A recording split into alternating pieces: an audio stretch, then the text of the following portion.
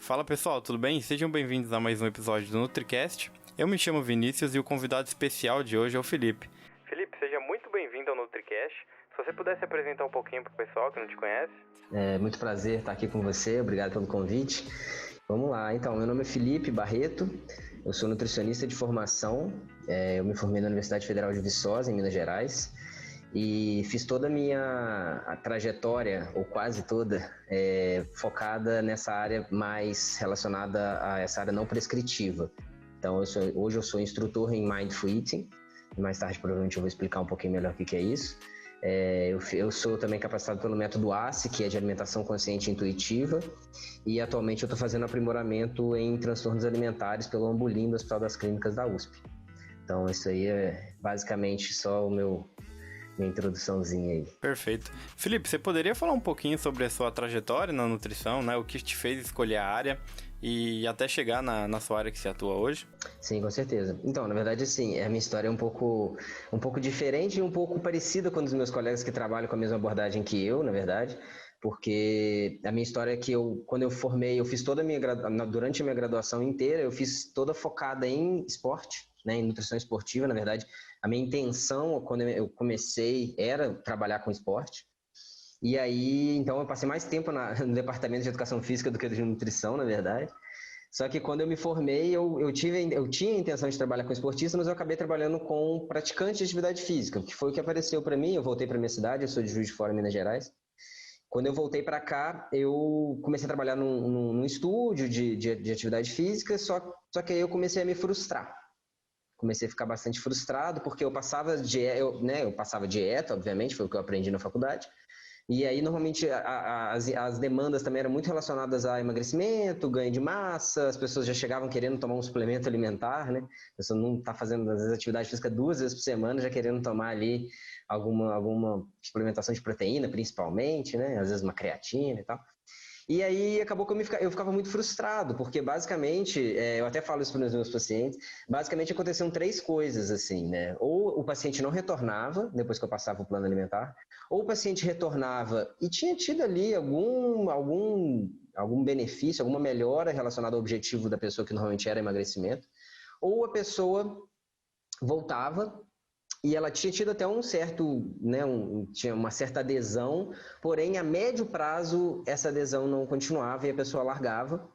Então eu comecei a me sentir frustrado, porque eu falei, olha, eu achava que o problema era comigo, porque eu achava, na verdade, na época, que eu não tinha aquela tendência de meio personal trainer, assim, sabe? De vamos lá, aquela coisa da motivação. Eu achava que era falta de motivação da minha parte para o paciente. Depois eu fui ver que não tinha nada a ver com isso, né? Mas aí acabou que eu larguei a nutrição, parei de pagar o CRN e desisti mesmo. Eu falei, olha, não dá pra mim, não era o que eu tava achando e não foi assim, tá? Eu trabalhei um tempo, não foi de repente que eu desisti na primeira vez, não. Trabalhei um certo tempo. E aí eu juntei um dinheiro, né? Quando eu já sabia que eu ia parar, eu juntei um dinheiro e fui viajar, na verdade. Daí eu fui fazer uma viagem, e eu fiquei um ano fora, tirei meio que um ano, e aí eu trabalhei em vários lugares, fiquei em vários países e tal, morei em vários países. Isso é importante, na verdade, até para eu poder construir depois a linha de raciocínio do Mindful Eating até. E aí, durante essa minha viagem, um dos lugares que eu morei, que eu adorei, assim, que realmente mexeu muito comigo, foi a Índia, que é um país extremamente... tem uma questão muito forte com a questão da espiritualidade, né? Um dos atrativos turísticos, vamos dizer assim, daquele lugar. E eu já estudava, na verdade, um pouco sobre meditação, já praticava alguma coisa, já li alguma coisa sobre algumas vertentes, inclusive da área de espiritualidade, que depois eu acabei estudando lá. E aí eu cheguei a ficar num ashrama. Ashrama, para quem não sabe, é tipo um convento, só que não é um convento religioso, na verdade. É um mosteiro, basicamente, só que ele é interreligioso. Então eu não cheguei a morar, mas eu ia todos os dias lá, e aí existiam práticas meditativas, existiam práticas de mindful eating até, eu nem sabia na época que era um comer consciente, que era uma prática, a gente comia juntos, era super interessante, assim, já era um conceito interessante, já se apresentando para mim sem eu nem saber. E aí acabou que isso foi super importante para mim, porque quando eu retornei para o Brasil, então eu fiquei um tempo na Índia e tal, e aí eu pratiquei bastante meditação, na verdade, o meu ponto que eu queria chegar é isso lá, objetivamente falando. Quando eu retornei para o Brasil, depois de um tempo, eu tinha uma certeza na minha vida, que eu não queria trabalhar com nutrição. Não tinha certeza de mais nada. Mas uma certeza eu tinha que era não trabalhar com nutrição. E aí a vida vem e fala, calma aí, não é assim não, né? Não é você que define assim tão fácil. E aí acabou que um dia eu estava andando na rua e aí eu vi uma reportagem falando sobre nutrição comportamental, explicando por que as dietas não funcionam, por que as dietas engordam. E aí aquilo me chamou a atenção, eu peguei para ler a reportagem, era a Sophie, eu acho que a Sophie, você já até fez um episódio com a Sophie. Isso, eu gravei com ela, vai sair na quinta-feira. Legal, legal. Eu cheguei a ver mesmo. E aí era uma reportagem da Sofia, eu na época não a conhecia, porque a Sofia foi uma das primeiras pessoas a trazer essa abordagem, né? Ela foi uma das primeiras pessoas a falar sobre isso. Posso estar enganado, tá? Não sei se foi a primeira, mas pelo menos foi a primeira que eu tive contato. E aí eu coloquei o nome dela na internet, foi super interessante, eu botei no Google, assim, e ela ia estar na semana seguinte, ou 2 semanas depois, em Belo Horizonte, dando um curso lá, junto com um pessoal que é do Método ACE, inclusive, que foi uma das formações que eu fiz, que é a Lidiane Bragunça e a Natália Petri, que são duas nutricionistas muito, muito boas também, muito interessante a história delas e a abordagem. Então, acabou que nisso eu peguei e fui. Aí, a partir daí, eu comecei. Aí, basicamente, foi isso. E aí, eu conheci a Sofia, aí eu comecei a estudar, comecei a me capacitar, comecei a atender nessa abordagem sem capacitação, o que foi meio loucura, hoje eu falo, não aconselho ninguém a fazer isso.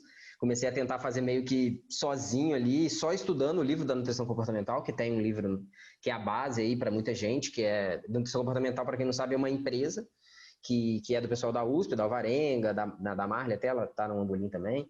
E aí eu comecei a estudar, só, vamos dizer assim, meio que fui na raça ali, tentando aprender, tentando fazer, mas eu vi que, claro, que não ia conseguir. E aí eu comecei a me capacitar mais, aí eu fiz formações, e inclusive a do Mindful Eating, que foi o meu divisor de águas, assim, porque ali eu tive eu tinha ali mais chão e mais base teórico-científica para trabalhar no consultório, né? Então, é basicamente isso, assim. E Felipe, sobre a Índia, né, que eu acho muito interessante a gente trazer, como que eles veem a prática da alimentação? O que você poderia falar que você viu, que você achou interessante de lá? Então, a Índia é um país que assim como outros países, enfim, como até países do Ocidente, como a própria Itália, França, ou o Japão também, que não é do Ocidente, mas também tem uma raiz alimentar muito forte.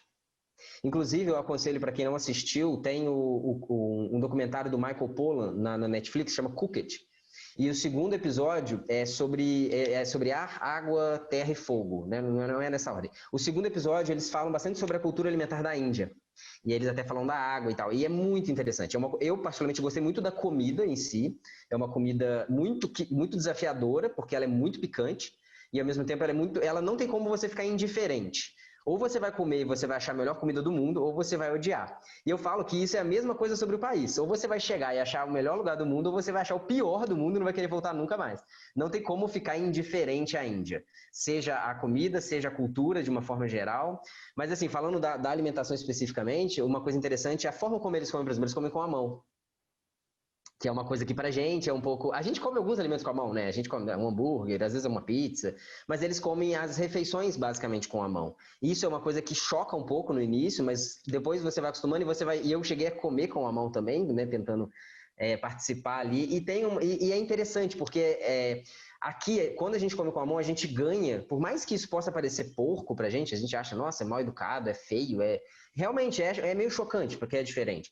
Mas quando a gente faz esse movimento com a mão, a gente já está adicionando mais um relacionamento com a comida, mais um toque, mais uma coisa que a gente não costuma ter quando a gente usa o garfo e a faca. E isso é super interessante na demanda. Assim, é uma coisa que você tem que fazer para experimentar. Apesar de que, sem contexto, fica meio esquisito. Você chegar em casa, peraí, vou pedir um prato feito e comer com a mão. Não sei se vai ser a melhor opção, mas é bem interessante. Mas você tem alguma pergunta específica sobre a Índia, assim, que você quer saber? Alguma coisa mais geral? Se você pudesse falar, né, sobre se você teve algum ensinamento que você leva até hoje, por exemplo, de lá que você acaba utilizando até mesmo no seu atendimento. Você acha que mudou a forma como você também enxergava a alimentação? Sim, na verdade, quando eu cheguei, eu não cheguei. Claro que por mais que eu era nutricionista, obviamente, eu era formado, mas assim, eu não. É o que eu falo, se eu fosse lá hoje, se eu voltasse hoje para fazer a mesma experiência, talvez eu absorveria mais e teria mais interesse até. Mas, na verdade, o que eu vejo, assim, a relação que eles têm com a comida é uma relação bem interessante, na verdade. Essa coisa da raiz alimentar ser uma coisa muito forte. E isso é uma coisa que eu valorizo muito no Brasil, porque o Brasil também tem uma raiz alimentar muito bonita e infelizmente com o que a gente chama de cultura ocidental, da dieta ocidental, né? O Michael Pollan usa muito eu gosto muito dele, eu vou acabar citando ele um pouco aqui, tá? O Michael Pollan usa bastante esse termo da dieta ocidental, né? O que é a dieta ocidental? É a dieta baseada nos Estados Unidos, basicamente. Então, que é uma dieta de rapidez, de comida rápida, de comida industrializada até certo ponto, bastante mexida, né? E tem explicação para isso, né? Não é à toa. Então, o fato da Índia ser um país que prega muito essa cultura alimentar e tem essa proteção muito forte. Claro, eu estou falando por um país imenso, tá? Não dá para eu falar por todo mundo. Eu estou falando pelo que eu sei, pelo que eu vivi. Não dá para falar pelo país, eu não estou generalizando. Até porque quando a gente vai nos grandes centros, tipo Mumbai, própria Nova Delhi, já tem uma cultura ocidental muito forte. Mas é um país muito grande, com muitas pessoas, lá é um país extremamente populoso, que a maioria das pessoas tem uma coisa muito forte com a alimentação, com a comida de uma forma geral. Então, essa coisa da raiz alimentar é uma coisa que eu acho que mudou um pouco a minha visão, até para valorizar a minha própria raiz alimentar, porque eu estava valorizando mais a deles do que a minha. E aí eu cheguei aqui e falei, não, peraí, a nossa raiz alimentar é linda também, a forma como a gente, né, quando a gente começa a estudar a história da alimentação no Brasil, inclusive tem um documentário incrível também na Amazon, que chama A História da Alimentação no Brasil, que vai contando a história dos alimentos, das regiões, também muito legal. Então, assim, eu acho que se eu fosse falar uma coisa, seria isso, a valorização da cultura alimentar, que é uma coisa que eu hoje prezo muito. Você já falou, né, sobre a sua graduação, mas se você pudesse falar por que da nutrição? Rapaz, essa daí é uma pergunta que ela é difícil de responder, porque foi uma coisa um pouco... Teve uma questão um pouco... Eu vou ser bem sincero aqui, tá? Porque eu acho que não tem por que eu não ser. Porque quando a gente está escolhendo profissão, a gente é muito novo, né? Então é uma decisão complicada, tanto que muita gente muda de curso, desiste e tal. Então, no meu caso, assim, eu tenho um irmão que estudou fora da cidade. E ele me falava assim, vai embora, sai da cidade, vai morar fora, vai morar em República, porque você vai ver uma experiência super legal.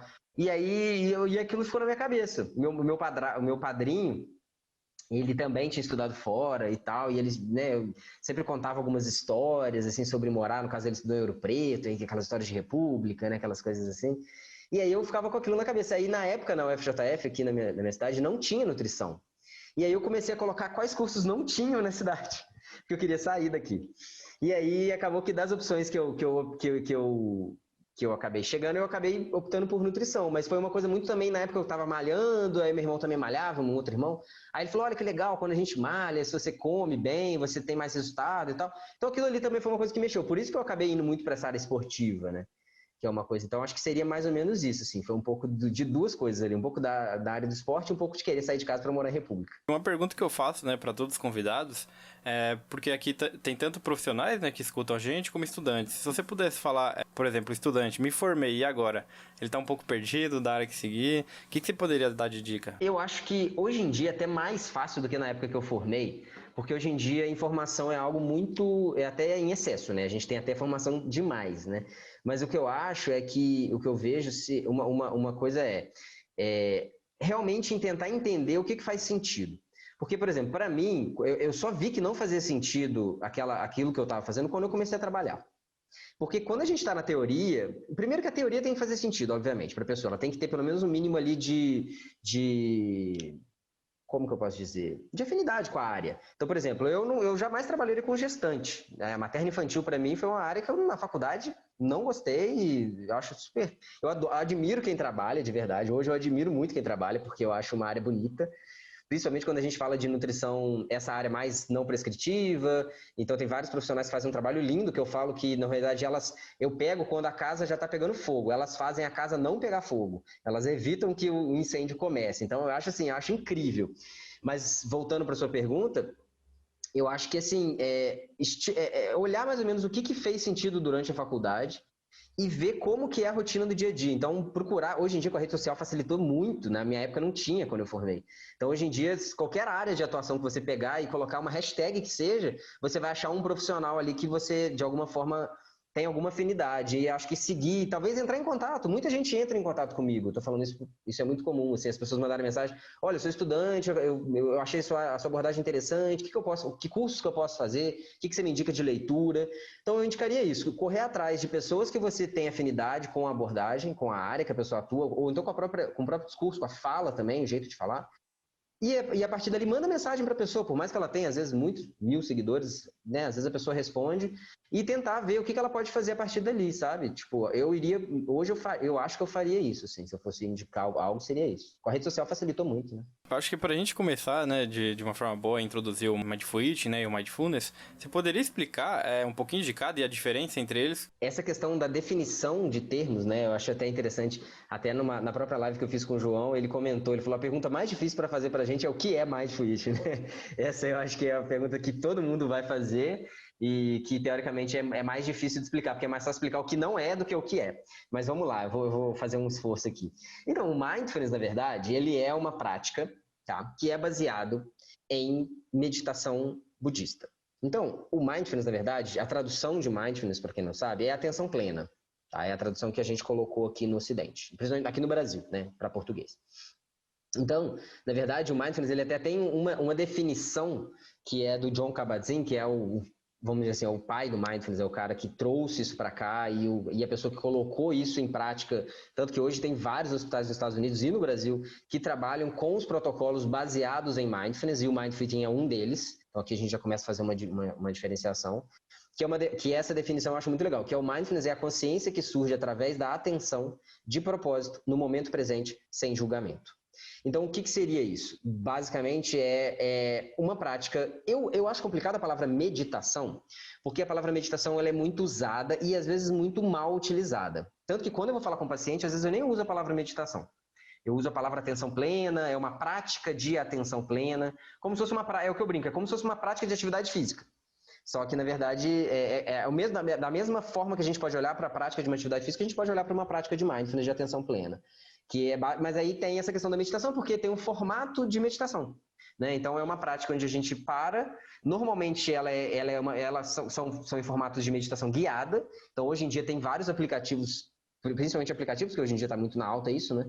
Que as pessoas podem utilizar. O Lojong é um, Headspace, tem vários aplicativos legais, onde você vai sentar, escutar uma voz que vai te orientar, vai te guiar. Então, basicamente, a ideia do Mindfulness, da atenção plena, é trazer a atenção para o momento presente, sem julgamentos. E no caso da prática sem julgamentos, é sem julgamentos de pensamentos ou de sensação ou de qualquer coisa que surge. Então, isso é a base da atenção plena. Dentro da atenção plena, eles pensaram o quê? Eles pensaram, olha, se a gente pegar isso aqui e começar a utilizar isso, por exemplo, para reduzir estresse do pessoal. Esse foi o raciocínio do Jon Kabat-Zinn.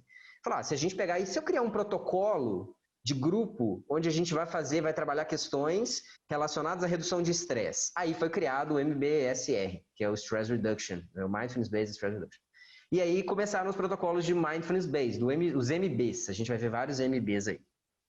Então, aí então tem para redução de estresse, tem para terapia cognitiva, tem vários braços, vamos dizer assim, do Mindfulness, e um dos braços é o Mindful Eating, que foi assim, a minha formação, eu fiz a formação no MB-IT, que tem mais de uma formação em Mindful Eating, então só para as pessoas saberem aí, né, tem o Eat for Life, que é com outra profissional. Esse que eu fiz foi esse meu. Eu vou falar mais do meu, porque eu tenho mais sei falar melhor do meu. Ele foi criado por uma nutricionista e uma psicóloga americana, e elas começaram a dar, elas criaram esse protocolo de atendimento em grupo. Então, elas começaram a trabalhar em grupos para trabalhar essas questões relacionadas à alimentação, porém utilizando a base do Mindfulness, utilizando a base e alguns princípios, inclusive, alguns princípios do Mindfulness. Eu até, se você quiser, eu posso até citar alguns aqui, né, que são alguns princípios que são utilizados no Mindfulness, que a gente acaba trazendo para o Mindful Eating também, que é o não julgamento, paciência, mente de principiante, confiança, aceitação, abertura e desapego. Esses são temas que são trabalhados, que é a base, né, que são os princípios básicos do Mindfulness, que são utilizados só que, na verdade, não é simplesmente assim, não tem uma estrutura e tem uma lógica e tem estudo científico por trás do Mindful Eating, tá? Então, ele não é uma coisa assim, vou praticar Mindfulness, logo a minha alimentação vai melhorar naturalmente. Não, pode ser que com a prática do mindfulness algumas questões vão melhorar, porque existe redução de estresse, existe uma melhor assertividade em relação à questão de lidar com sentimentos, e isso vai influenciar, obviamente, na alimentação, porque a gente come por questões emocionais também, né? Esse é um dos pontos que essa abordagem não prescritiva leva em consideração, o comer social, o comer emocional e o como lidar com isso, né? Como manejar esse comer emocional, e não só o comer emocional, mas o comer em todas as esferas que a comida se apresenta. Então, o Mindful Eating ele foi criado nesse contexto, tá? E aí, basicamente, as ideias, né, do Mindful Eating, que vou traduzir aqui como comer consciente, né?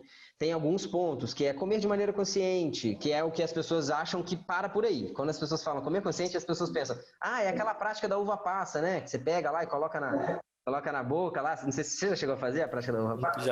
Já. Você gostou? Em aula ainda. Em aula? Na faculdade? Foi na faculdade legal. Que a gente teve uma experiência assim, foi bem legal. Não, é ótimo, assim, mas aí a questão as pessoas acham que, então peraí, então é só comer devagar. Para por ali, É só comer devagar, só comer prestando atenção. E na verdade não tem nem a ver com velocidade, ainda esse é o ponto, não tem nada a ver nem com velocidade. Tem a ver muito mais com atenção. Mas não é simplesmente comer com atenção. Porque comer com atenção, se fosse só isso, ok, você faria uma prática e tá tudo certo, né? Vamos lá, então é só prestar atenção na comida, gente. Não, no Mindful Eating, a gente trabalha questões a gente separa em sabedoria interna e sabedoria externa. Então, basicamente, ao invés da gente considerar na abordagem prescritiva tradicional que a gente considera não somente, mas basicamente, né, o que, né, a qualidade. Então, né, uma prescrição dietética normalmente está escrito lá a qualidade, a quantidade, a hora, né, basicamente, no protocolo ali, mais ou menos isso. Às vezes até o lugar que a pessoa vai comer, também é definido, pré-definido pelo profissional. O Mindful Eating, ele não usa nada dessas, ele não usa esse raciocínio. A gente trabalha muito mais também com o porquê a gente come e no como a gente come. E o como vai ser muito ligado nisso, e o porquê vai ser muito ligado, faz aí o link, né, com as questões emocionais, com as questões sociais, enxergar que a alimentação ela é muito mais do que ingerir nutriente, que ao invés a gente não come nutriente, né? Eu até brinco com os meus pacientes, eu pergunto, falo, você já comeu carboidrato? Aí a pessoa fala assim, já. Eu falo, tá, mas como é que é o cheiro do carboidrato? Aí a pessoa não sabe responder. Ela fala, o cheiro do pão? Não, fala, não, o cheiro do carboidrato, da molécula carboidrato. Aí o meu ponto a gente não come molécula, a gente come comida. É óbvio, claro, que o lado biológico da comida, né, a molécula, ela tá dentro, ela tá ali. É óbvio, e ela tem efeito sim, né, não é negar o lado biológico da comida, mas é entender que além do lado biológico da comida, existem outras esferas também e outras motivações que nos levam a comer. Que não é simplesmente eu saber que aquilo faz mal, ou que aquilo faz bem, ou que aquilo engorda, ou que aquilo emagrece, funciona. Porque se isso funcionasse, não precisaria nem de profissional. Era só se a pessoa quer emagrecer, ela colocaria na internet. Alimentos bons para emagrecer, alimentos ruins para emagrecer. Colava essas duas listas na geladeira e seguia. Olha, essa lista aqui eu vou seguir, essa aqui eu não vou comer. Para a gente fazer isso, a gente teria que considerar que a gente come somente baseado na nossa cognição, no nosso córtex pré-frontal. A gente desconsidera outras áreas do cérebro que também são responsáveis pela nossa alimentação, como o hipotálamo, como o próprio cérebro reptiliano. São áreas que atuam também, e sem contar também em todas as esferas ambientais e como isso influencia o nosso comportamento. Então, se alimentar é algo que é muito mais complexo do que simplesmente ingerir vitaminas, carboidratos, proteínas e minerais. Então, é isso que me encantou, na verdade. Agora eu vou falando enquanto profissional, isso que me encantou, porque eu sempre valorizei isso na minha vida. Eu sempre valorizei a comida como algo para compartilhar com as pessoas. Eu sempre valorizei cozinhar como demonstração de amor, de carinho. Receber isso, por exemplo, da minha avó. Eu tenho uma memória afetiva muito forte da cozinha da minha avó, que é algo que, se a gente para pensar, se a gente pega somente sobre a lente nutricional, a comida da minha avó, por exemplo, talvez se eu tivesse querendo emagrecer, eu não comeria, porque era uma comida ali que era um bolo, por exemplo, de fubá, um bolo de cenoura com cobertura de chocolate. E aí, essas são as memórias que eu tenho. Não, claro que não só essas, mas essas são as memórias afetivas. E se eu desconsidero completamente a memória afetiva, se eu desconsidero completamente esse lado, eu vou cair no lado medicamentoso da comida. E isso é muito perigoso, né, na verdade. Então, assim, isso tudo é considerado também quando a gente pensa. Isso não só no Mindful Eating, tá? Deixa eu só fazer uma coisa, porque quando eu estou falando do Mindful Eating, querendo ou não, eu acabo escapando, entre aspas, para outras abordagens, para outros centros teóricos, por exemplo, como Intuitive Eating, né, que é a tradução livre, é nutrição intuitiva, como Health at Every Size, da Linda Bacon, que é saúde em todos os tamanhos. Então, o Mindful Eating, ele, vamos dizer assim, essas áreas se conversam. São formas diferentes, por exemplo, o Intuitive Eating, ele usa o termo permissão incondicional para comer. Já o Mindful Eating não tem esse termo propriamente dito, mas tem o não julgamento da comida, que seria também ali um equivalente à permissão incondicional. Então pode ser que na minha fala aqui, se tiver algum instrutor aí de Mindful Eating ou que alguém que estuda, vai falar, peraí, mas isso não é Mindful Eating. Tá, tudo bem, pode ser que ali eu vou acabar, porque eu também não trabalho só com essa abordagem, então eu acabo, vamos dizer assim, fazendo essa intersecção entre as abordagens, porque na verdade, para mim isso é fundamental. Porque não ficar fechado somente numa perspectiva e ampliar os horizontes para outras, como essas que eu acabei de citar. Mas eu acho legal também definir uns termos, né, que pelo menos eu acabo tendo dúvidas, que seria comer emocional, comer intuitivo e comer consciente. Se tem alguma diferença, né, entre eles? O comer intuitivo, eu posso colocar aqui, tá? E aí eu vou falar isso da minha perspectiva. Não estou falando que isso aqui são conceitos onde se você botar no Google, talvez vão ser diferentes. Eu vou te falar a forma como eu enxergo, tá? O comer intuitivo é uma abordagem. É uma abordagem. Tem um livro, Comer Intuitivo, que são duas profissionais que têm essa abordagem, tá? E elas trabalham aí no Comer Intuitivo, tem muitos profissionais que têm a formação, tá? Tem alguns profissionais até, colegas, que fizeram a formação com elas, lá nos Estados Unidos, que aí eles trabalham os pilares, que são 3 pilares, e os 10 princípios. Então, dentro dessa abordagem, então o comer intuitivo seria englobar tudo isso que eu estou falando. Então, englobar toda uma base teórico-científica relacionada ao intuitive eating, que é um termo que a gente utiliza. A gente fala comer intuitivo porque não tem esse livro em português. Então, é uma palavra é uma forma que a gente acabou traduzindo mesmo, assim, né? Tradução livre, vamos dizer assim. Comer emocional, tá. O comer emocional, na verdade, ele é um termo utilizado, pelo menos assim, eu utilizo ele, como para apontar para esse lado da comida que não é somente sobre a perspectiva do biológico, do físico. Então, assim, quando a gente pensa no comer emocional, né, vamos chamar aí o comer emocional, basicamente, o que é o comer emocional? É comer em resposta às emoções. O ponto isso é errado? Será que isso é um problema, necessariamente? E aí que vem, não é um problema. Sabe por quê? Porque todo mundo come em resposta às emoções, porque todo mundo tem relação emocional com comida. Então, às vezes, as pessoas falam assim, eu não tenho relação emocional com comida. Ok.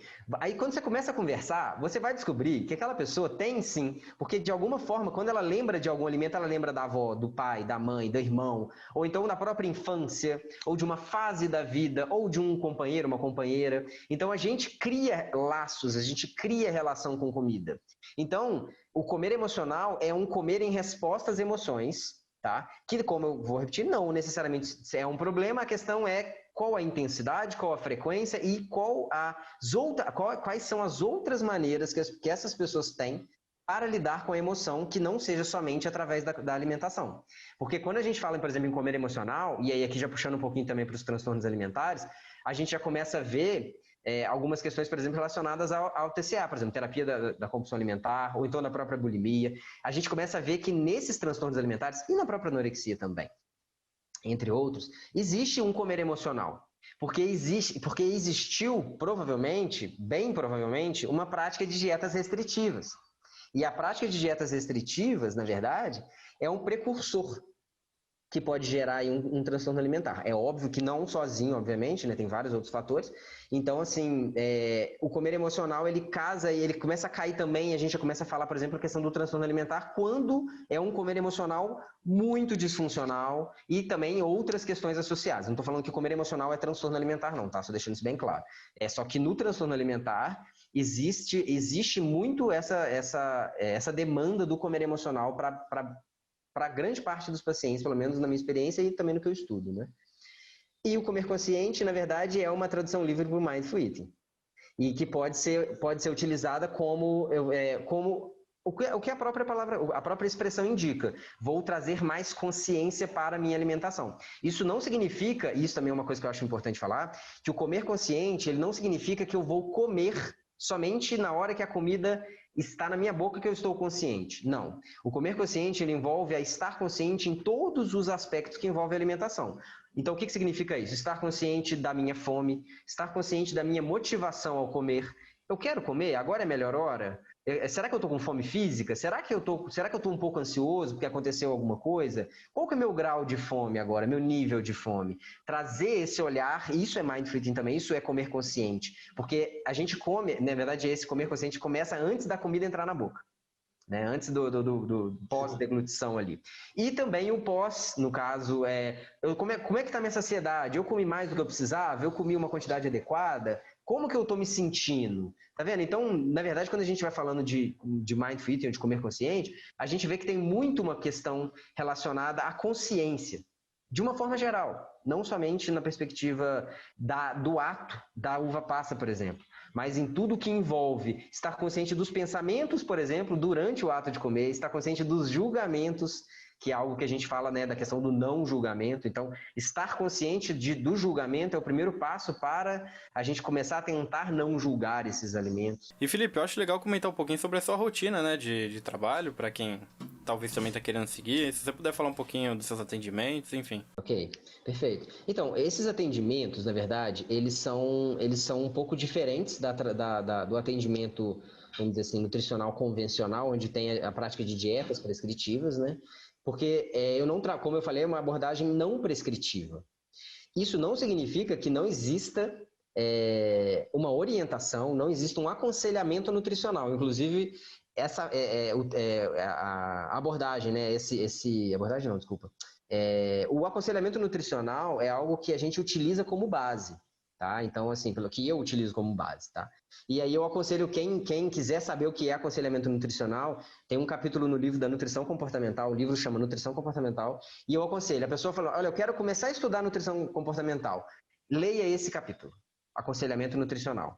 É um dos capítulos, não vou falar que é o mais importante, não dá para falar isso, mas é um capítulo chave, é um capítulo que a gente muda um pouco a nossa visão relacionada ali, por exemplo, que a gente tem da nutrição mais prescritiva, que é aquela coisa um pouco, que é aquele reflexo que o nutricionista e o profissional de saúde têm de consertar as coisas, né? A gente tem muito isso, a paciente fala uma coisa, o nosso primeiro reflexo é querer consertar aquilo.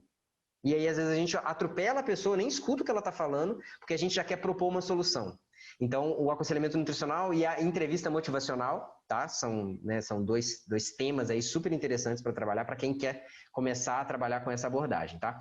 Por que eu estou falando isso? Porque essa forma de atendimento é uma forma de atendimento mais semelhante à psicologia do que a nutrição como a gente aprende na faculdade. E quando eu falo quando a gente aprende na faculdade, você pode até me puxar a orelha aí, porque eu não sei mais como que você aprende na faculdade hoje.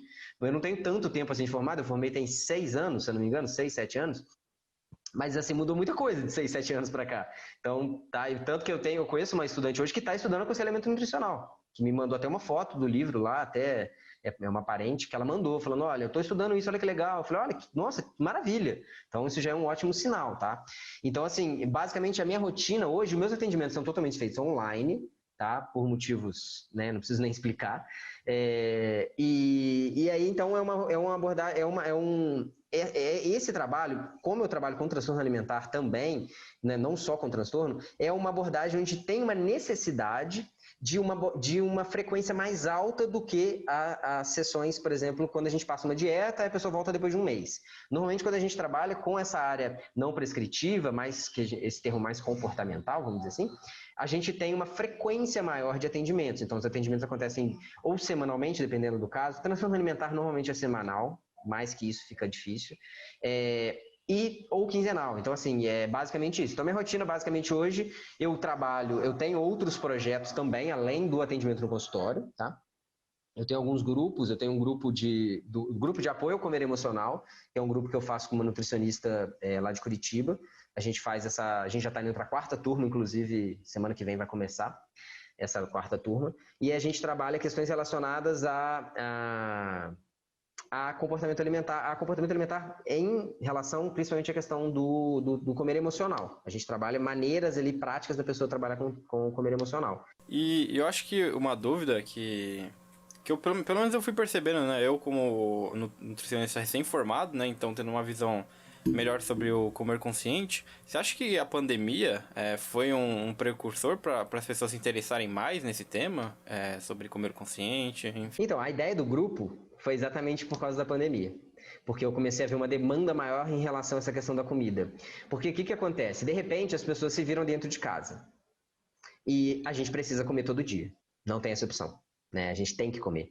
E a comida, quando as pessoas têm mais acesso à comida, às vezes elas vão ter mais dificuldade, ou então os problemas relacionados, por exemplo, a um comer emocional, ou às vezes não só um comer emocional, mas às vezes a pessoa tá um pouco ansiosa por tudo que está acontecendo, principalmente no início, onde a gente não tinha uma perspectiva de nada, né? Ainda não temos, né? Mas né, acho que agora a gente já está, pelo menos eu já estou um pouco mais adaptado e lidando um pouco melhor, porque no início foi muito, né, muito novidade, a gente, né, nunca tinha passado por nada parecido né, a nossa geração. Eu acredito que ninguém praticamente dessa tá aí tinha passado por algo parecido, semelhante, né? Então foi algo muito desafiador. Então essa abordagem, esse olhar para a comida, de melhora da relação com a comida, muita gente ganhou peso, né? Isso foi uma coisa, né? Muita gente engordou, ganhou peso nessa pandemia. Então, assim, então isso começou a vir com mais força.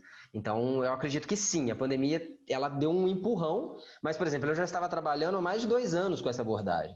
Então, já existia, sempre existiram demandas assim, sempre existiram demandas relacionadas a isso.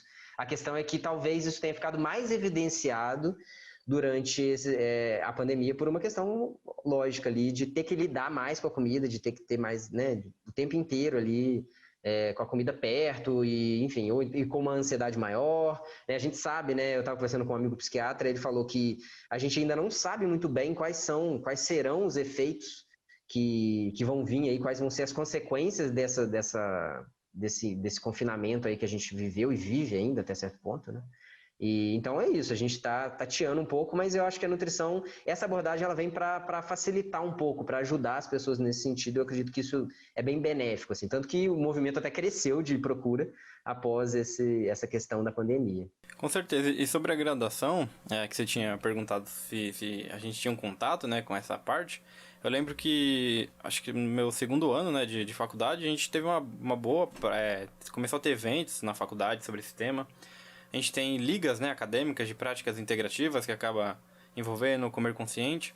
Então foi algo que foi crescendo e acho que hoje tem até uma pós-graduação na faculdade, então é um movimento que acaba crescendo e é muito importante, né? Sem dúvida, não, com certeza. Isso daí é muito legal ouvir você falar isso, né? Eu já cheguei a ver algumas palestras, cheguei a dar algumas palestras também em relação a isso, algumas aulas, para as pessoas, né, que enfim, recém-formadas ou então que ainda estão na faculdade.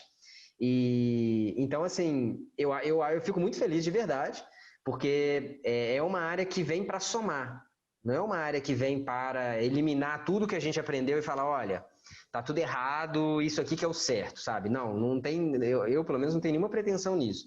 É muito mais, eu faço isso muito mais pelo que eu acredito, que eu vejo sentido na prática. E aí o que eu vejo é que quem trabalha, e aí que vem um ponto muito importante, quando você começa a trabalhar e você começa a escutar o que os pacientes estão falando, você vê que isso faz sentido. E para mim, as coisas fecharam aí. Quando eu comecei a trabalhar com essa abordagem, comecei a ver que o que eu estava estudando e o que as pessoas estavam vivenciando na pele em relacionados à própria questão da mentalidade da dieta e todos os efeitos, né, cognitivos e comportamentais que a restrição gera. E principalmente quando eu comecei a dar mais transtorno alimentar, aí as coisas começaram a fazer mais sentido ainda. Então, assim, essa é uma área, uma abordagem que precisa ser falada, precisa ser dita, porque, assim, é muito grave. E outra coisa, essa abordagem que a gente está trabalhando, ela tem muitas limitações, isso é fato, assim como essa abordagem também tem. Então, acho que ela vem para somar, para agregar e para trazer. E também aquela coisa, as pessoas dizem, a sua abordagem é para todo mundo? Todo mundo se beneficia da sua abordagem? Não. Tanto que eu não marco, quando a pessoa me manda mensagem querendo marcar consulta, eu não marco. Eu marco uma entrevista, eu marco uma conversa.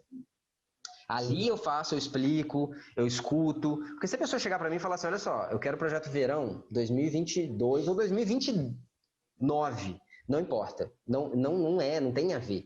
Entende? Isso não faz parte dessa abordagem. Então, assim, ela não é para todo mundo, não, mesmo. Mas ela é para.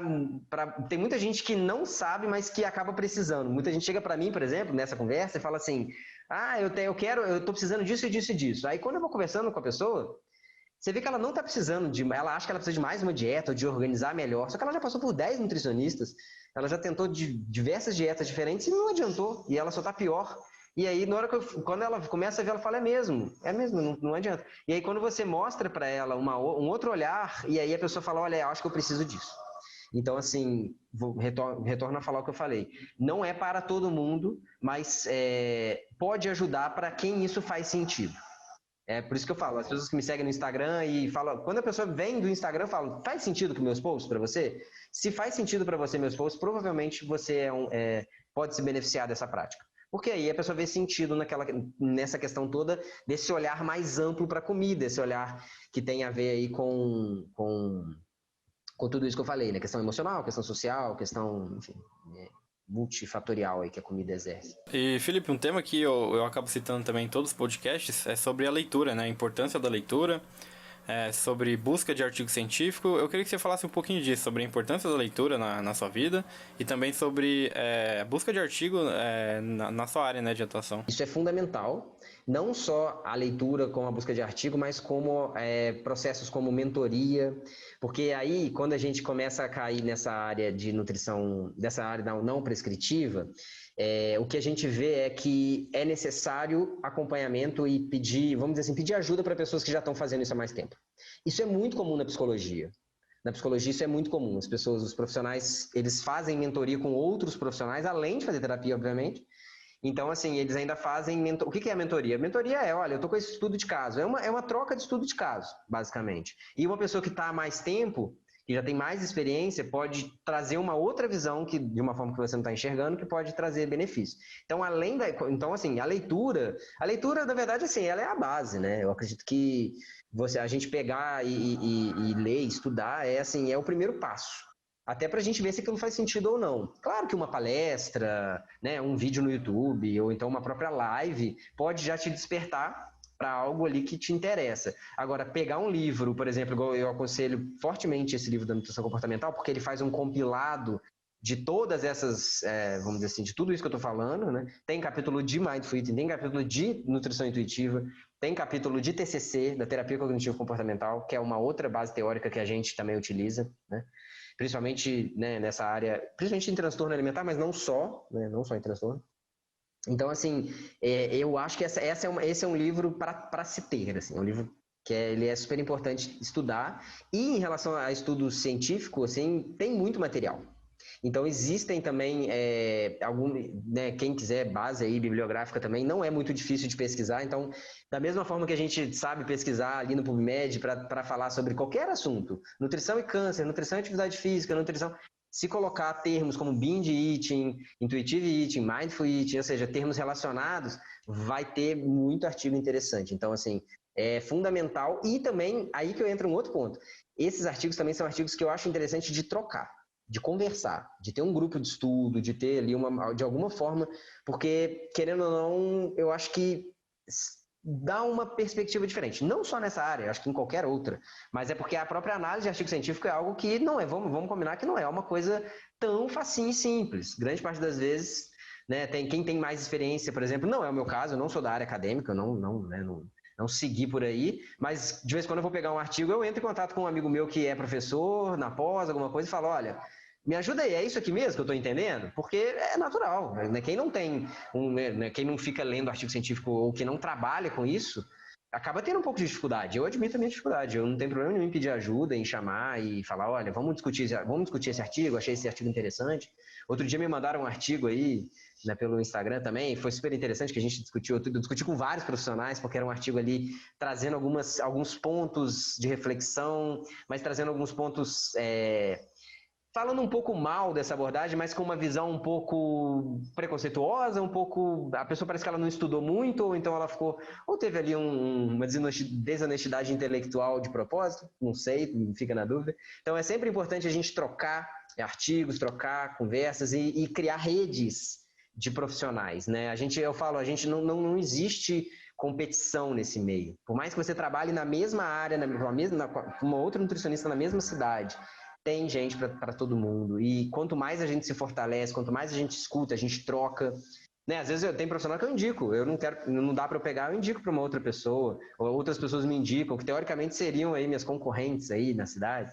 Então, assim, né, eu acho legal trazer isso para a nutrição, porque não sei na sua visão, nem na sua faculdade, mas na minha faculdade, na minha turma, não era uma turma não era uma classe tão unida, entende? Eu não sei, não vou falar isso pela nutrição, porque eu posso estar falando besteira, mas assim, é diferente talvez de outras profissões que eu já vi, que são talvez que se unem mais, que tem mais. Eu acho que falta isso um pouco pra gente. Né? Uma crítica construtiva, que não estou generalizando aqui, eu só estou falando da minha experiência que eu percebi. Né? Como é que isso foi para você? Você concorda? O que eu senti, que foi um ponto que eu discuti em outro podcast, né? Que com outra estudante, também um outro profissional, é que, pelo menos na minha, né, igual você falou, falando da nossa vivência, foi que parece que tem uma competitividade dentro pelo menos da nossa vivência na área de nutrição.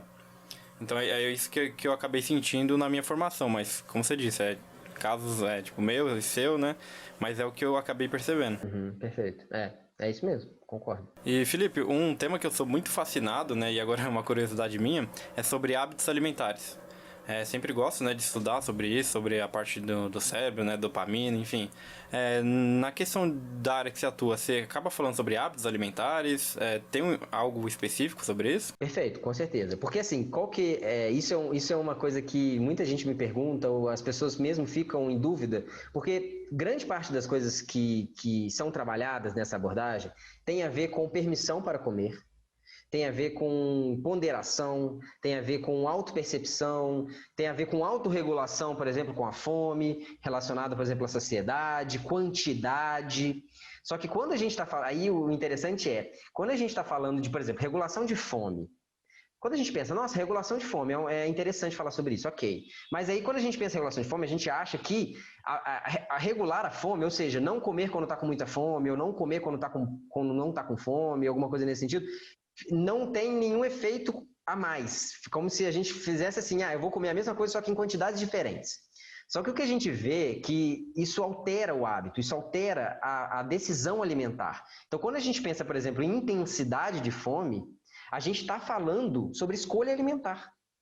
Porque quando a pessoa está com muita fome, e ela nem está percebendo que ela está ficando, por exemplo, o dia inteiro no trabalho sem comer, quando ela está com muita fome, ela vai tomar uma decisão baseada na muita fome dela. Ela não vai tomar, ela pode estar, é o que eu brinco com os meus pacientes, você pode estar andando na rua, você pode ter um jantar perfeito na sua casa, maravilhoso, bonitinho lá que você tinha feito, programado, estava tudo certo. Se você tiver com muita fome, passar em frente a uma pastelaria, em frente a uma hamburgueria, em frente a uma padaria, qualquer um desses ambientes, provavelmente você vai comer. Mesmo sabendo que você estava lá na sua casa com um jantarzinho te esperando. Por quê? Porque a sua própria fome, ela vai interagir, vai influenciar na sua decisão alimentar. Então, uma coisa que eu acho legal, e eu gosto de trabalhar dessa forma, eu começo a trabalhar outros pontos antes de falar de hábito, antes de falar de qualidade alimentar. Porque quando a pessoa, né, começa a entender melhor o que influencia o ambiente dela, como que ela, não é controlar, mas como é que ela regula melhor essa fome, como que é essa questão do comer emocional. Quando isso começa a ficar mais claro, naturalmente, o que eu percebo, isso eu estou falando da minha prática profissional, tá? O que eu percebo as pessoas passam a olhar para a alimentação de uma forma diferente. Então, o interessante é que é legal quando surge delas o interesse pela melhora do hábito alimentar, e não de mim. Porque quando a pessoa vai me procurar, é uma demanda dela. Eu não tenho nada a ver, não é uma demanda minha. Né? Eu estou aqui para ajudá-la. Se ela não quer mudar, por exemplo, um hábito alimentar, não tem o que eu fazer, não tenho o que fazer para ela mudar o hábito alimentar dela. Então, e aí na entrevista motivacional, quando as pessoas vão estudar, tem alguns pontos relacionados a isso para a gente identificar onde que o paciente está, qual a questão do grau de motivação dele. Então, o importante é entender que a demanda é dela, a questão é dela e eu estou aqui para ajudar. Então, uma coisa, por exemplo, que é muito comum, que a gente trabalha muito em transtorno alimentar também, é, por exemplo, a criação de metas. De micrometas, eu gosto de chamar de micrometas. Então, assim, a meta onde o próprio paciente define o que ele quer fazer. Não sou eu que vou pegar a alimentação da pessoa, vou julgar e falar, olha, você está comendo pouca fruta, você tem que comer mais fruta. Então coloca aí mais 2 porções de fruta durante o dia, ou então come tal horário. Se eu fizer isso, eu posso até fazer, mas se eu fizer isso, vai ser uma coisa que vem de fora, uma informação de fora, que provavelmente ele já sabe. Se você perguntar para ele, falar, como é que você acha que está o seu consumo de frutas? Ou então, o que que foi? A pessoa vai falar, eu como pouca fruta. Então, se a pessoa já sabe disso, não é, então era só ele falar que é para colocar mais 2 porções de fruta. Ah, eu não sabia. Normalmente a pessoa sabe, a informação não é o problema. A questão é como fazer para essa pessoa trazer essa modificação de hábito, trazer essa questão. Então, uma coisa que eu gosto muito de trabalhar é o que a pessoa tem, a pessoa olhando para a própria alimentação, e eu uso muito diário alimentar para isso também, que é uma ferramenta super importante e muito comum nessa abordagem. Quando a gente pensa nessa, da própria pessoa trazer e falar o que te incomoda na sua alimentação? O que você gostaria de mudar? O que você acha importante mudar? Porque não sou eu que devo achar. Entende? Então, quando a pessoa traz, por exemplo, eu como pouca fruta. Por quê? Porque eu fico com preguiça. Tá, então olha só, aqui a gente já tem 2 fatores. A pessoa fala, ela acha que ela tá comendo pouca fruta, logo ela também, eu falo, tá, mas você tá comendo pouco, mas você quer comer mais fruta? Porque também às vezes a pessoa fala, eu tô comendo pouca fruta, mas eu não quero comer mais. Então, tá vendo que aqui fica numa coisa muito mais, eu jogo pro paciente, eu jogo isso para ele e vou tentando manobrar, entre aspas, para que ele mesmo comece a definir o plano de ação dele. Então, na verdade, eu não defino o plano de ação de ninguém, quem define é o próprio paciente. Isso é muito legal, porque ele sabe o que é estar na pele dele. Ele sabe qual que é a dificuldade de não conseguir comer uma fruta. Eu não sei a dificuldade dele, eu tenho as minhas dificuldades. Mas a dificuldade o que passa na cabeça dele, por que ele não come? Se a gente não entende isso, se a gente simplesmente chega e fala, come mais, é só comprar, é só descascar, é tão fácil. Pra gente é fácil, mas a gente não sabe o que está passando nele, a gente não sabe por que é difícil para ele, a gente não sabe como que ele enxerga, por exemplo, as frutas, qual relação que ele tem com aquela fruta, o que aquilo significa para ele. Então, tudo isso vai sendo trabalhado ao mesmo tempo. Então, assim, são questões que vão sendo levantadas e também para criar as metas. Eu gosto de trabalhar com metas em alguns pacientes, em algumas eu não trabalho, porque às vezes a pessoa, por exemplo, uma paciente minha, uma vez eu falei com ela a palavra meta, ela arrepiou inteira. Ela falou, Felipe, eu trabalho no banco, eu bato meta o dia inteiro, eu não quero trabalhar com meta aqui, pelo amor de Deus. Tá ótimo, vamos trabalhar com meta, vamos por outro caminho, vamos tentar trabalhar de outra forma. Eu acho que pra gente finalizar os temas, eu acho que seria muito interessante a gente falar sobre a importância, né, do Mindful Eating no tratamento dos... fugiu a palavra. No tratamento dos transtornos alimentares, né? Como compulsão, enfim. Legal. Então, assim, quando, por exemplo, se a gente pega lá o protocolo de atendimento, né? Por exemplo, do Ambulim ou então de outros, a questão é, o Mindful Eating, ele entra, mas ele não é, vamos dizer assim, vamos utilizar o Mindful Eating para tratar compulsão alimentar. Porque, na verdade, assim, existem evidências que o Mindful Eating, ele ajuda, por exemplo, na diminuição de episódios de compulsão alimentar. Tá? Isso não significa que somente essa abordagem vai ser suficiente. O ponto é, quando a gente fala de transtorno alimentar especificamente, primeiro que a gente está falando de uma questão psiquiátrica. Então não é uma questão, não é simplesmente eu comi uma caixa de bombons, eu tenho compulsão alimentar. Não. Isso não é compulsão alimentar, né? Compulsão alimentar é bem específico, né? Você tem critérios diagnósticos para fechar, por exemplo, o transtorno da compulsão. Então, assim, quando a gente pensa na questão do comer consciente, né, do Mindful Eating, a gente começa, eu, por exemplo, quando vou trabalhar, eu trabalho pontos do Mindful Eating, tá? Relacionados, por exemplo, à compulsão alimentar, para ajudar essa pessoa a normalizar e para diminuir essa compulsão. Né? Então, por exemplo, um dos pontos, quando a gente pensa em compulsão, não só em compulsão, vamos falar também de exagero ou de comer transtornado, que aí agrega mais pessoas aí, quem está ouvindo, porque quando fala compulsão, vai falar, eu não tenho compulsão. Mas assim, isso eu não estou falando só de compulsão, estou falando para quem tem um comer transtornado de uma forma geral. Normalmente, a base desse comer transtornado tem a ver com restrição. Então, não tem como a gente simplesmente falar assim, você está comendo emocional? Então, olha... Então, seria muito fácil falar, olha, quando você tiver com vontade de comer, vai correr na rua, ou então vai brincar com seu cachorro, ou vai ver uma Netflix. Você pode fazer isso é uma das formas até de se distrair para que a gente consiga ir, até em alguns casos funciona. Mas não adianta a gente fazer isso se a gente não entender por que essa pessoa está fazendo isso. Se a pessoa não entender que a base da mentalidade dela é uma base de mentalidade de dieta, que é uma base de mentalidade restritiva. Então, essa restrição, enquanto tiver essa restrição, dificilmente a gente vai conseguir diminuir esses episódios de compulsão ou de exagero. Então, o Mindful ele vai muito de encontro e junto, de mão dadas aí com o Intuitivity, trabalhar, por exemplo, essa questão da permissão, do não julgamento, da abertura aos sabores, de se permitir comer, de se permitir sentir, né, de tentar olhar para essa culpa sobre uma nova perspectiva, né, de não tentar não sentir a culpa, mas de olhar para essa culpa sobre uma nova perspectiva do tipo, tá, tudo bem, essa culpa fazia sentido antes, porque antes eu não podia comer, agora eu posso. Então, se agora eu posso, para que eu vou exagerar? E para que eu vou ficar culpado? E aí que vem um ponto. Então, a gente trabalha muito, eu trabalho muito relacionado nessa questão, trabalhando a permissão como um chão do trabalho, porque ele é o antídoto da restrição, que é exatamente um dos principais pontos que gera grandes problemas relacionados à alimentação. Existe alguma forma de identificar a compulsão alimentar? Claro que não é fácil, mas existe indícios, pelo menos, né, de que a pessoa está com compulsão alimentar? Sim. A compulsão alimentar, né, tem até uma figurinha no livro, infelizmente aqui não daria nem se eu quisesse mostrar porque é podcast, né? Mas tem uma figurinha no livro do Manual de Transtornos Alimentares que mostra a diferença entre o que é comer normal, comer exagerado e comer uma compulsão. Na verdade, o comer compulsivo, né, a compulsão alimentar, ele tem algumas questões relacionadas. Eu vou falar algumas aqui. É comer uma quantidade de comida que a maioria das pessoas não conseguiriam comer, numa velocidade alta, com um sentimento de descontrole e com uma culpa associada. Tá? Quando eu falo uma quantidade de comida que uma outra pessoa numa condição normal não conseguiria comer, eu estou querendo dizer não é 2 hambúrgueres. Né? Seriam 5 hambúrgueres, por exemplo, 4 copos de Coca-Cola, 3, 4 batatas fritas, 4 sundaes, tudo isso de uma vez. Né? Tem uma frase que um paciente meu utilizou, uma expressão que eu acho legal para as pessoas terem uma noção, até para ver se identifica, que ele falou assim, Felipe, quando eu entro num processo de compulsão, é como se eu estivesse num carro, morro abaixo, a 100 por hora, no banco do carona. Tipo, não tem o que fazer. E eu vendo o carro caindo, e eu vendo o carro descendo morro abaixo. Então, essa é uma... E o que isso caracteriza? A sensação de descontrole. Porque a pessoa, ela, até certo ponto, às vezes ela tem consciência, às vezes ela faz também um pouco distraída, mas, assim, de uma forma geral, essa sensação de descontrole tem que estar associada.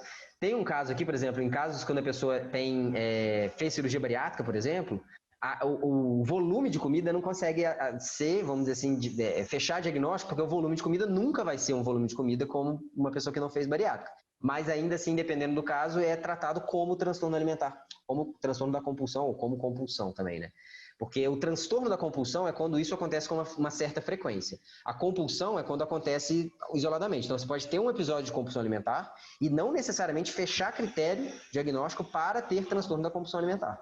Então, são coisas diferentes. Então, comer exagerado é uma coisa, comer exagerado, comer transtornado, normalmente é o que a maioria das pessoas fazem quando estão fazendo dieta, aí vai. O famoso dia do lixo, aí eu não gosto desse termo, mas eu vou usar para as pessoas entenderem. O dia do lixo normalmente é um comer transtornado, que é um comer exagerado, pode ser uma compulsão, tá? Dependendo, eu já presenciei compulsão em dia do lixo também, já vi, assim, né? Então, assim, acontece, mas normalmente é um comer transtornado, que está associado também à culpa, também a uma sensação de descontrole, pode estar associado, mas às vezes não tem um volume tão grande. Então, isso é um comer mais transtornado. O comer compulsivo ele já tem que ter essas características que eu descrevi aí, principalmente relacionada à quantidade e a sensação de descontrole e culpa. Para a gente fechar com chave de ouro agora, você falou que é praticante, né, de meditação. Eu queria saber sobre a sua experiência mesmo, se você sentiu que a meditação te auxiliou até mesmo na forma como você come, né, consome alimento, enfim. Na verdade, a meditação, ela auxilia, ela ajuda, né, ela traz benefícios para a vida de uma forma geral, para não qualquer, mas para vários âmbitos, porque tem uma coisa que eu acho legal, porque quando a gente passa a fazer a prática de meditação, e eu não vou entrar aqui em méritos relacionados a termos científicos, porque eu acho que você perguntou da minha experiência. Uma coisa que acaba acontecendo é que a gente passa a responder melhor ao invés de reagir mais, tá? Vou indicar também um vídeo aí para as pessoas que estão ouvindo que chama Por que Mindfulness é um Superpoder? Coloca isso no YouTube, que é até uma nutricionista, uma médica, a Ana Paula, que é também instrutora em Mindful Eating, ela traduziu esse vídeo, tá? Tem legendado, ela legendou. Porque mostra exatamente isso, a diferença da resposta para a reação. Então, pensa bem, se você melhora a resposta aos eventos, tanto interno quanto externos, ou seja, tanto aos pensamentos quanto aos eventos que acontecem externamente, você concorda que, por exemplo, quando vem um pensamento ou um gatilho para ter um comer transtornado, você consegue olhar para isso e responder a esse gatilho de uma outra forma?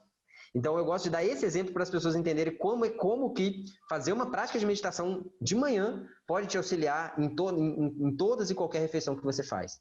Né? Claro que tem que ter o discernimento, claro que tem que ter esse conhecimento e vamos dizer assim, esse trabalho. Não adianta simplesmente fazer, né, a meditação, como eu falei. Faz a meditação, tudo bem, você pode até melhorar alguma coisa ou outra, mas talvez não vai ser focado. Se você tem um problema com a alimentação, talvez não vai ser resolvido.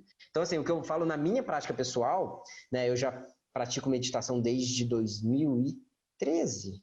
Desde 2013.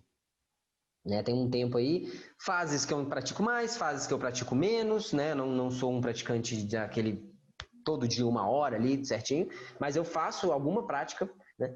E aí uma coisa que um paciente meu comentou e eu concordo, ele fala o seguinte, que ele também já pratica há um tempo, ele fala: Felipe, é como se a vida ficasse em câmera lenta.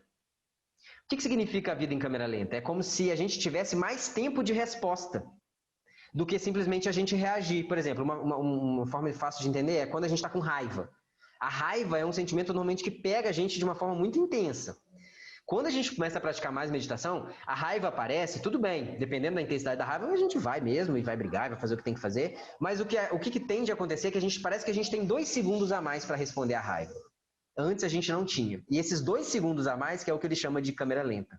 E isso é muito interessante, porque a gente passa a responder melhor à vida, e não somente a vida, mas a nossa interpretação dos fatos.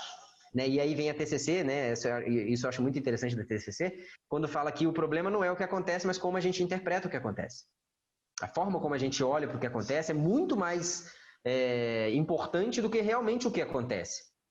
Então, quando a gente começa a melhorar um pouco esse filtro, né? Esse filtro da vida mesmo, né? Da forma como a gente enxerga as coisas, a vida vai ficando mais leve, a vida vai ficando mais tranquila. Não que os desafios não vão acontecer, não que, né, de jeito nenhum, as coisas vão continuar acontecendo e tá tudo certo. A questão é que eu vou falar agora de uma prática pessoal, parece que a gente tem mais ferramentas para lidar com as questões.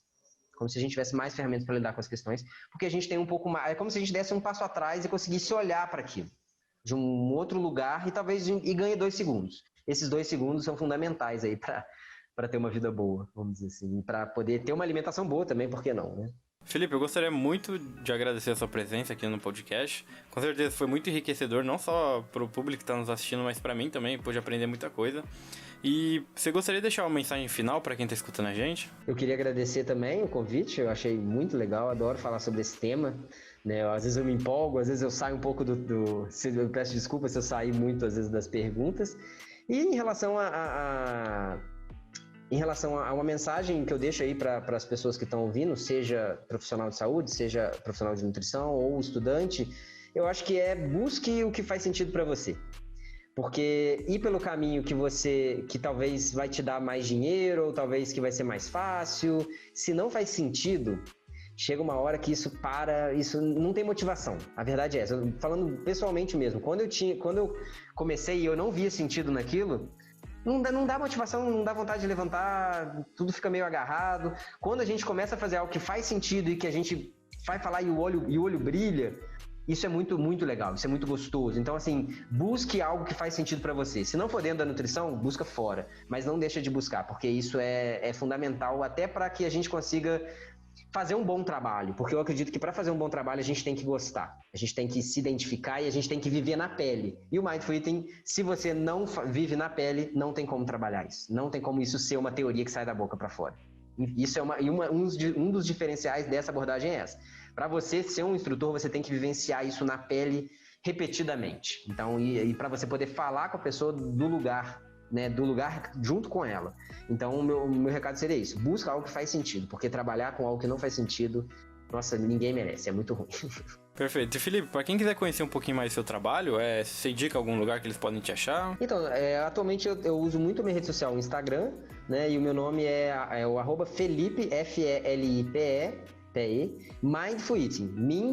Mindful Eating. Aí é... Eu vou estar deixando aqui na descrição também, as redes sociais do Felipe. E também eu vou estar linkando aquele vídeo que você citou na descrição também, para quem quiser ver um pouquinho. Então, pessoal, gostaria de agradecer de novo a presença do Felipe aqui no podcast, foi muito enriquecedor. E lembrando que está disponível em todas as plataformas, né, YouTube, e no Spotify também, e no Google Podcasts. Então é isso, pessoal, muito obrigado pela presença de todos e até o próximo episódio. Tchau, tchau.